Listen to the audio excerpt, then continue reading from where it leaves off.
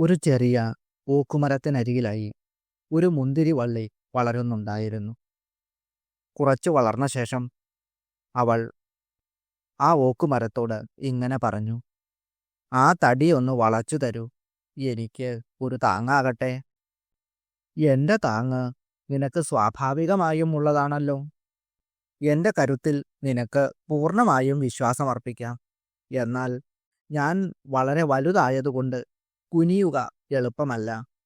നിന്റെ വള്ളിക്കൈകൾ കൊണ്ട് എന്നെ ചുറ്റുക. ഞാൻ ഒരാണിനെപ്പോലെ നിനക്ക് താങ്ങാവാം. നിന്നെ വാത്സല്യപൂർവ്വം പരിപോഷിപ്പിക്കാം. നിനക്ക് മേലോട്ടു പോയി മേഘങ്ങളെ തൊടാൻ കൊതിയുണ്ടോ? എങ്കിൽ അങ്ങനെയുമാവാം.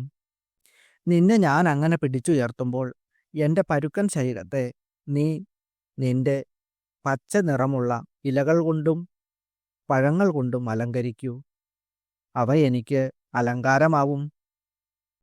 ഒരു യോദ്ധാവിനെ പോലെ എല്ലാ ഗാംഭീര്യത്തോടെയും ഞാൻ നിലയുറപ്പിക്കും. ഈശ്വരൻ നമ്മെ സൃഷ്ടിച്ചത് ഒന്നിച്ചു വളരാനാണ്. നമ്മുടെ ചേർച്ച ദുർബലനെ ശക്തനാക്കാനും കരുത്തൻ അതില്ലാത്തവന് സഹായം നൽകാനും ഉദ്ദേശിച്ചുള്ളതാണ്." മുന്തിരിവള്ളി പറഞ്ഞു: "പക്ഷേ ഞാൻ സ്വതന്ത്രയായി വളരുവാനാണ് ആഗ്രഹിക്കുന്നത്. നിനക്ക് എന്തുകൊണ്ട് എന്നെ ചുറ്റിക്കൂടാ? എനിക്കപ്പോൾ നേരെ നീണ്ടു വളരാമല്ലോ. ആ സമയം നിങ്ങളുടെ ആശ്രിതയാകാതെ കഴിയുകയും ചെയ്യാം." അതിന് ആ വൃക്ഷം ഇങ്ങനെ മറുപടി പറഞ്ഞു: "പ്രകൃതി അങ്ങനെയല്ല ആസൂത്രണം ചെയ്തിട്ടുള്ളത്. നിനക്ക് പരസഹായമില്ലാതെ നീണ്ടു വളരാൻ കഴിയില്ല. അതിന് ശ്രമിച്ചാൽ തന്നെ ഭാരം കുറവായതുകൊണ്ട് കാറ്റും മഴയും നിന്നെ നിലത്തെത്തിക്കും. വൃക്ഷങ്ങൾക്കിടയിൽ അവിടെയും ഇവിടെയും കൈ നീട്ടുന്നത് ശരിയാവുകയുമില്ല." ആ വൃക്ഷങ്ങൾ അന്നേരം ഇങ്ങനെ പറയും: "ഈ മുന്തിരിവള്ളി എൻ്റേതല്ല. ഇതേതോ ഒരു അപരിചിതനാ. ഞാൻ ഇതിനെ വളർത്തില്ല." ഈ സമയം നീ വൃക്ഷത്തിൻ്റെ ശാഖകളിൽ കെട്ടുപിണഞ്ഞിട്ടുണ്ടാകും. നിനക്കപ്പോൾ എൻ്റെ അരികിലേക്ക് തിരിച്ചു വരാനും കഴിയില്ല. ആരെങ്കിലും നിന്നെ പ്രശംസിക്കുകയോ സഹതപിക്കുകയോ ചെയ്യില്ല." മുന്തിരിവള്ളി വേദനയോടെ ഇങ്ങനെ പറഞ്ഞു: "എങ്കിൽ ഈ വിധിയിൽ നിന്ന് എന്നെ മോചിപ്പിക്കൂ." ഇങ്ങനെ പറഞ്ഞ ആ മുന്തിരിവള്ളി ഓക്കുമരത്തെ കെട്ടിപ്പുണർന്നു. അവർ രണ്ടുപേരും ഒന്നിച്ച് വളർന്നു സന്തോഷത്തോടു കൂടി ജീവിച്ചു. പ്രണവപ്രകാശത്തിൻ്റെ പുതിയ ഒരു അധ്യായത്തിലേക്ക് എല്ലാവർക്കും സ്വാഗതം. കർത്രേ ലോകസ്യ ലീലാവിലസിതവിധിനാ കാരയിത്രേ ക്രിയാണാം ഭർത്രേ സ്വാനുപ്രവേശാദ്വലയദനിലമുഖൈ പഞ്ചഭൂതൈ സ്വസൃഷ്ടൈ ഹർത്രേ സ്വേനൈവ ധാംനാ പുനരപി വിലയേ കാലരൂപം ദധാനാഹന്യാദാമൂലമസ്മത് കലുഷഭരം ഉമാഭുക്തിമുക്തിപ്രദാത്രീ.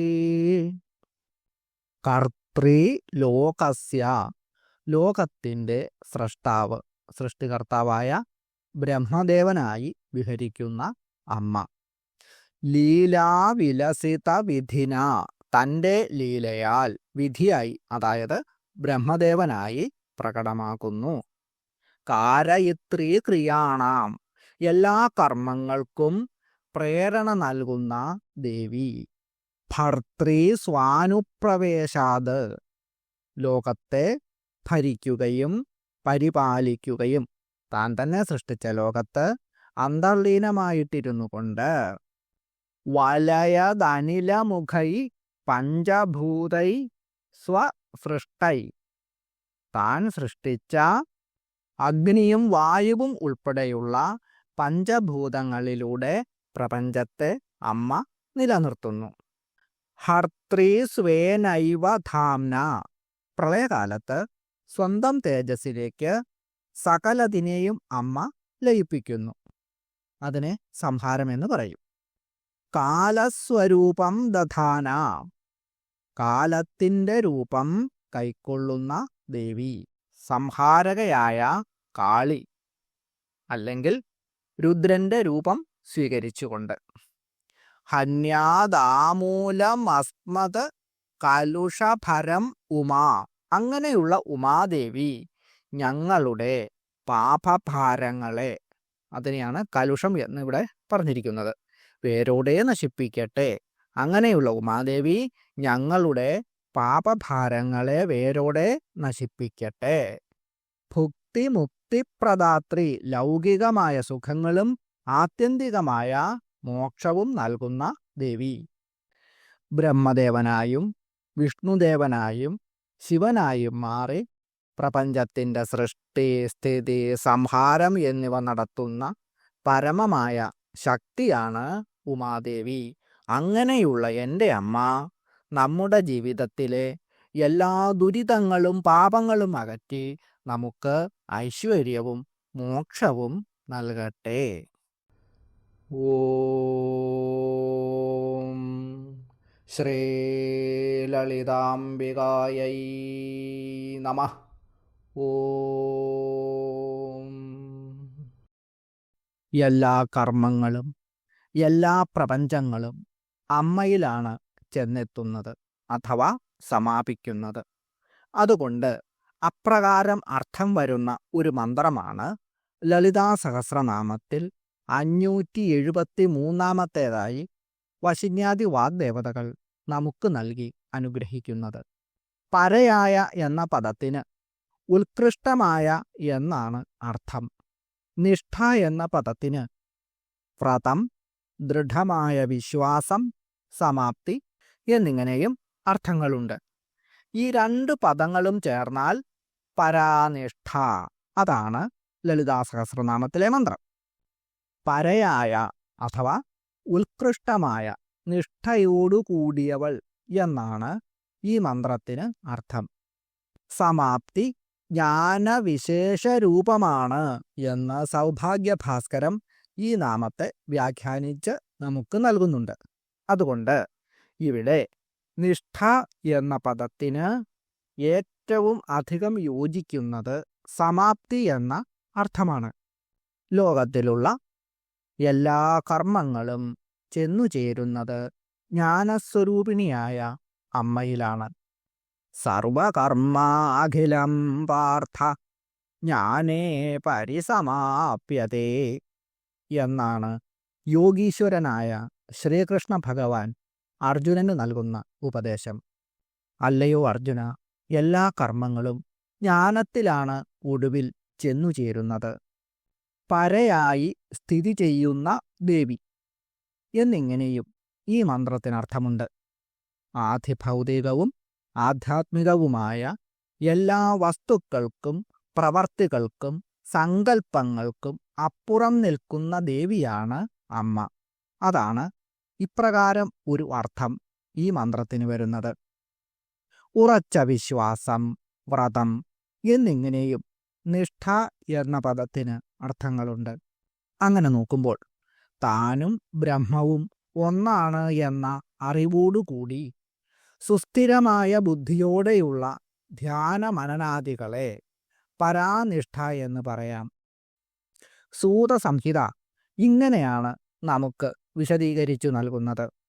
ശാസ്ത്രാചാര്യോപദേശേന തർക്കൈ ശാസ്ത്രാനുസാരിഭി സർവസാക്ഷിതയാത്മാനം സമ്യക് നിശ്ചിത്യ സുസ്ഥിര സ്വാത്മനോന്യതയാ ഭാതം സമസ്തമവിശേഷത സ്വാത്മമാത്രതയാ ബുദ്ധ്വാ പുനഃ സ്വാത്മാനമദ്വയം ശുദ്ധം ബ്രഹ്മേതി നിശ്ചിത്യ സ്വയം സ്വാനുഭവേന ച നിശ്ചയം ച സ്വചിന്മാത്രേ വിലാപ്യ വിക്രിയേ ദ്വയേ വിലാപനം ച ചിദ്രൂപം ബുദ്ധ്വാ കേവലരൂപത സ്വയം തിഷ്ഠേദയം സാക്ഷാത് ബ്രഹ്മവിത് പ്രവരോ മുനി.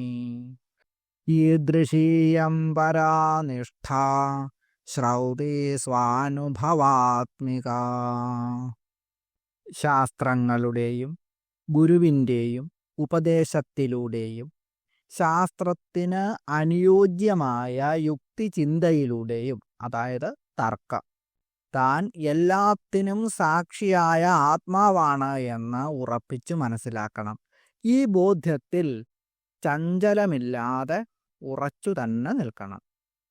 തന്നിൽ നിന്നും വേറിട്ടതായി കാണപ്പെടുന്ന ഈ ലോകം മുഴുവൻ യഥാർത്ഥത്തിൽ തൻ്റെ ആത്മാവ് തന്നെയാണ് എന്ന് തിരിച്ചറിയണം. രണ്ടാമതൊന്നില്ലാത്ത ആത്മസ്വരൂപം മാത്രമാണ് ഉള്ളത് എന്ന് ബോധ്യപ്പെടണം. താൻ പരിശുദ്ധമായ ബ്രഹ്മമാണ് എന്ന് സ്വന്തം അനുഭവത്തിലൂടെ നിശ്ചയിക്കണം. പിന്നീട് ഞാൻ ബ്രഹ്മമാകുന്നു എന്ന ആ അവസാനത്തെ ചിന്തയെപ്പോലും നിശ്ചയത്തെപ്പോലും മാറ്റമില്ലാത്തതും അദ്വൈതവുമായ കേവല ചൈതന്യത്തിൽ ചിന്മാത്രയിൽ ലയിപ്പിക്കണം. ഇങ്ങനെ ലയിപ്പിക്കുക എന്ന പ്രക്രിയ പോലും ആത്മചൈതന്യത്തിൻ്റെ രൂപമാണ് എന്ന് മനസ്സിലാക്കി കേവല സ്വരൂപനായി ആരിയ്ക്കുന്നുവോ അവനാണ് ഉത്തമനായ ബ്രഹ്മവിത്ത് അഥവാ മുനി. വേദപ്രമാണങ്ങൾക്കും സ്വന്തം അനുഭവത്തിനും യോജിച്ച പാരമ്യമായ ഏറ്റവും ഉയർന്ന നിഷ്ഠയാണ് ഇത്. അറിവ് നേടുക, ലോകം തന്നിൽ നിന്ന് വേറെയല്ല എന്ന് തിരിച്ചറിയുക, ആ അറിവിനെയും ആത്മചൈതന്യത്തിൽ ലയിപ്പിച്ച് ഒന്നായി മാറുക. ഇതാണ് ഈ ശ്ലോകങ്ങളുടെ സാരമായിട്ടുള്ള അർത്ഥം. ഇത് കേവലം വായനയല്ല, മറിച്ച് അനുഭവത്തിലൂടെയുള്ള ഒരു മാറ്റമാണ്. ഇങ്ങനെയുള്ള അറിവും അറിയുന്ന വ്യക്തിയുമെല്ലാം അമ്മ തന്നെ. ഈ അറിവും അമ്മയാകുന്നതിലൂടെ സർവം ബ്രഹ്മമയം അഥവാ അമ്മയായി താൻ തന്നെ മാറുന്ന അവസ്ഥയിൽ എത്തിച്ചേരുന്നു. ഓം പരാനിഷ്ഠായൈ നമഃ. ഓം ഓം ഹ്രീം പരാനിഷ്ഠായൈ നമഃ. ഈ മന്ത്രം ബ്രഹ്മജ്ഞാനം നൽകുന്നതിന് പോലും പര്യാപ്തമായ ഒന്നാണ്. ഈ മന്ത്രം ജപിച്ചുകൊണ്ട് അമ്മയെ ആരാധിക്കുന്നവർക്ക് മാനസികമായ ഒരു ബുദ്ധിമുട്ടും ഉണ്ടാവുകയില്ല.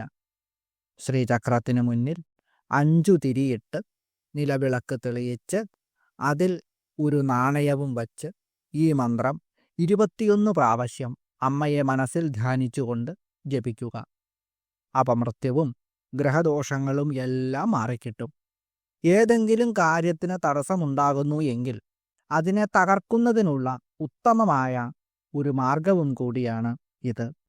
അതിവിശിഷ്ടമായ മന്ത്രങ്ങൾ കൊണ്ടും സൗന്ദര്യലഹരിയിലെ മന്ത്രങ്ങൾ കൊണ്ടും 51 ദിവസം വിധിപ്രകാരം ഗുരുവിൻ്റെ ഉപദേശം അനുസരിച്ച് പൂജിച്ചാണ് ശ്രീചക്രം സിദ്ധി വരുത്തിയെടുക്കുന്നത്. അപ്രകാരം സിദ്ധി വരുത്തിയിട്ടുള്ള ശ്രീചക്രം ആവശ്യമുള്ള അമ്മയുടെ ഭക്തർക്ക് ഈ വീഡിയോയുടെ ആദ്യത്തെ കമൻ്റായി നൽകിയിട്ടുള്ള ലിങ്കിൽ ഇമെയിൽ അയക്കാവുന്നതാണ്. ശത്രുദോഷമോ ആഭിചാരദോഷമോ ഉണ്ട് എങ്കിൽ ശ്രീചക്രത്തിൻ്റെ മുന്നിൽ വെച്ചിട്ടുള്ള കുങ്കുമത്തിൽ നിന്നും അല്പം എടുത്ത് ഒരു നാളികേരത്തിൻ്റെ കണ്ണുകളിൽ പുരട്ടി അതുമായി വീടിന് 7 പ്രാവശ്യം പ്രദക്ഷിണം വച്ച ശേഷം 8ാമത്തെ പ്രാവശ്യം തെക്കുഭാഗത്ത് എത്തി 3 പ്രാവശ്യം ആ നാളികേരം വീട്ടിൽ ഉള്ളവരുടെ എല്ലാം 3 പ്രാവശ്യം തലയ്ക്കൊഴിഞ്ഞ് എല്ലാ ശത്രുദോഷങ്ങളും ഇതുകൊണ്ട് സംഹരിക്കപ്പെടട്ടെ എന്ന് പ്രാർത്ഥിച്ചുകൊണ്ട് അമ്മയോട് അപേക്ഷിക്കുക. തെക്കോട്ട് നോക്കി നാളികേരം കല്ലിൽ എറിഞ്ഞു ചിതറിക്കുക. അതിനുശേഷം കയ്യും കാലും മുഖവും എല്ലാം ശുദ്ധി വരുത്തി വീടിനകത്ത് കയറാവുന്നതാണ്. എത്ര വലിയ ശത്രുദോഷവും ഇതുപോലെ 1-2 പ്രാവശ്യം ചെയ്യുന്നതിലൂടെ ഇല്ലാതെയാകുന്നു. ശ്രീ മഹാദേവി എല്ലാവരുടെയും ദോഷങ്ങൾ ഇല്ലാതാക്കി അനുഗ്രഹം ചൊരിയട്ടെ എന്ന് പ്രാർത്ഥിച്ചുകൊണ്ട് എൻ്റെ അമ്മയുടെ പാതാരവിന്ദങ്ങളിൽ ശതകോടി പ്രണാമങ്ങളോടെ നിർത്തുന്നു. നന്ദി, നമസ്കാരം.